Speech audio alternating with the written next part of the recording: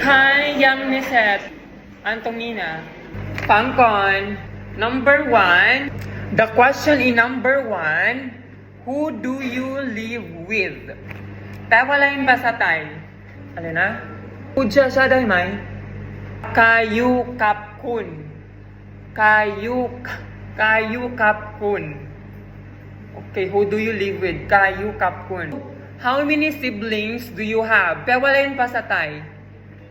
Pudang-dang dahil may? Mi pinong kikon. Mi pinong kikon. Kikun. Okay, next. Read. Are you the oldest, youngest, or middle child? Next. Okay, what are the names of your family members? Tawalain pa sa tayo?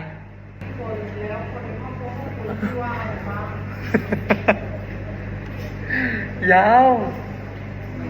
Yaw siya. Next, my interests and hobbies. Okay, what are your favorite hobbies? What is your favorite sport or physical activity? Example, what is your favorite sport or physical activity? Okay, football. Very good.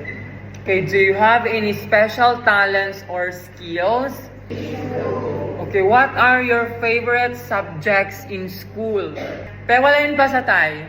Chob, wi, cha, alay. Chob, wi, cha, alay. Okay, chob, wi, cha, alay. Okay, what are your favorite subject in school?